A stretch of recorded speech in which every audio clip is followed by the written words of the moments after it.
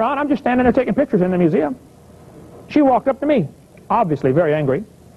She said, I just got one thing to say to you. She said, I think it's a great God that can use evolution to get us here. She turned and walked off. I didn't get time to say this to her, so if you watch the tape, let me just mention something to you. I think it's a stupid God that has to use evolution. Doesn't he know what he wants? Can't he make it right first time? He's got to practice, got to play around, a bunch of dead ends, evolutionary misfits. Your God's retarded. You need to get a smart one like I got, who does it right first time. That's the kind of God you ought to be worshiping. Anyway. All right. Here we are brainwashing a whole generation, kids by the thousands, in your school district right here. I mean, tomorrow, they're going to be brainwashed at your expense. Right? Satan is using all sorts of groups to bring his new world order into play. Now, we could go for months on each of these, and there's plenty of good books on the table back there from the Prophecy Club. You've had lots of people speak on these topics. Okay? The United Nations. Satan is running that group. Now, most of them don't even know it. Probably a lot of them in there are nice people. But they're working for the devil and don't even know it. The Council of Foreign Relations, the Trilateral Commission, the Internet. I read lots on this. I read about Gary Kah, excellent book, En Route to Global Occupation. I've read Tex Mars, been on his program. The excellent material, no question. There's a lot of conspiracies out there. But I want to show you from a different side here tonight what we should do. The World Council of Churches is very involved in bringing a new world order.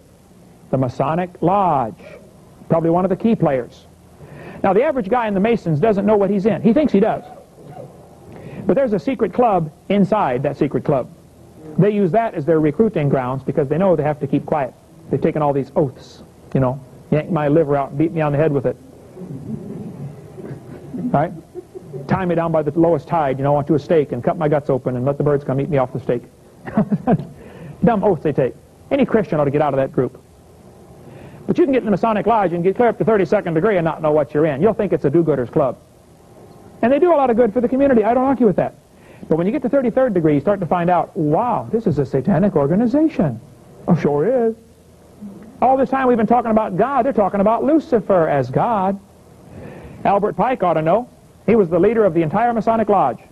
I mean, the world leader. He said, the Masonic religion should be, by all of us initiates of the highest degrees, maintained in the purity of the Luciferian doctrine. He was 33rd degree Mason, just like Bob Dole and Kemp. Masonic Lodge? Now look, I've got good friends that are in it. And I love you, and God loves you, and you're not my enemy. And I know you think you're in a do-gooders club, but you have been deceived. You're working for the devil and don't even know it. Get out of that. Jesus said, I've done nothing in secret. Why do they do all these secret meetings, secret handshake? You know, grab the second knuckle and stand just right and, you know, do all these secret motions to let them know, hey, I'm a Mason. Why?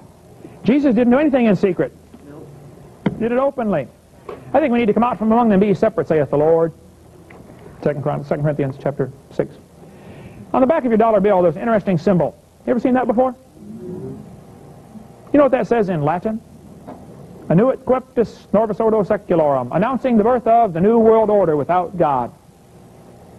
That's what it says. You got to read Terry Cook's book.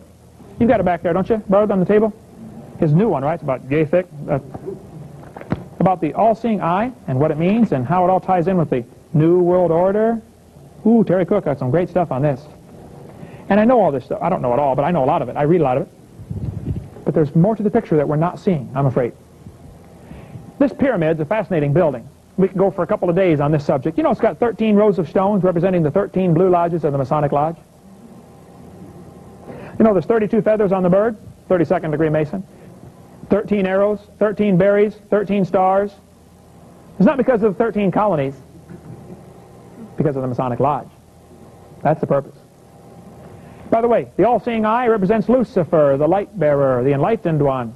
Notice it's not touching the pyramid. There's a gap in between, isn't there? Well, that's on purpose because Lucifer's not in charge of the world yet. He hasn't established his new world order. He's close. And in 1935, they put that on the dollar bill. I don't know, but I just wonder if maybe 1935 was the year the Antichrist was born. He'd be about the right age to be a world ruler now, wouldn't he? Just a guess. But why 1935? Interesting. By the way, They chose the pyramid, I think, because probably the pyramid was God's symbol originally. So I couldn't prove this, but I have a strong hunch that possibly when God first made Adam and Eve, of course, they didn't have a Bible. So God gave them the whole gospel story in the stars, the zodiac constellations. Tremendous story in the zodiac. You ought to read the book on the back table about the zodiac. Tremendous. Of course, today it's all perverted into the horoscope and all that, but but it used to be the gospel plan. Start off with Virgo the Virgin, and you end with Leo the Lion. The Virgin brings forth the Son, he becomes the judge, the balance is in the hand, and all that. It all ties in with Christianity. But then after the flood, the canopy of water was gone that used to protect them. We covered that on videotape number 1. And so they couldn't see the stars quite as well. And God gave them a new Bible in stone, the Great Pyramid. I don't know about this. I just think maybe the Great Pyramid was built probably to be a testimony to the Lord. It might have been built by Noah and Shem after the flood. I don't know. But I think it's interesting. The Great Pyramid had originally 144,000 smooth, polished casing stones. You know, the Great Pyramid is 90 times the volume of the Sears Tower. By far the largest building in the world in volume. There's enough brick or stone in that one building to build a 10-foot high brick wall all the way around France. It's a big building. If you walked into the door to the Great Pyramid, you would go down the broad way that leads down to the pit, or take the narrow way that goes up to the King's Chamber. The broad way and the narrow way. I read about that someplace. If you go up the narrow way, you end up on the 50th row of stones. 50, the year of Jubilee. There on the 50th row of stones is an empty tomb. In the tomb is a red granite coffin, the exact dimensions of the Ark of the Covenant. Interesting. No body in there. By the way, the top of the pyramid was never put in place. The chief cornerstone was rejected by the builders. Jesus Christ is the chief cornerstone. He's the stone cut out of the mountain without hands in the book of Daniel that smote the image on the feet. He's the stone of stumbling and the rock of offense. By the way, it has 5 sides, the number of grace on that chief cornerstone. Building was never finished. Well, Satan thinks he's going to come finish the work. He's going to take over and establish his new world order. Well, yeah, he is for a little while, but God's going to wipe it out. We got nothing to worry about. Satan's got all his plans. Look, I've read lots of the stuff on the New Age movement, the New World Order. I read lots on this, okay? I understand what's going on, a little bit. But if that's all you read, you're going to be a nervous wreck. Right? I mean, you hear about, and I know about the black helicopters. I've seen them. I've got pictures on the table of some of the Soviet military equipment being brought into Gulf Shores, Mississippi. The Soviet biological warfare cleanup trucks. We need biological warfare cleanup trucks. I know about the 500,000 foreign troops in America. And I know about the biodiversity treaty, you know, that gave away a bunch of our national parks to the United Nations. And I know about some of the plan, you know, they have to take over the world. And folks, look, we are in serious trouble. But if you get all nervous about the New World Order, you need to read Psalms chapter 2. It'll calm you right down. Psalms chapter 2. Why do the heathen rage and the people imagine a vain thing? The kings of the earth set themselves, the rulers take counsel together against the Lord and against his anointed, saying, let us break their bands asunder and cast off their cords from us. He that sitteth in the heavens shall laugh. Hey, God's up in heaven laughing about this New World Order. What are we getting all nervous about? Huh? God's laughing at them. You idiot.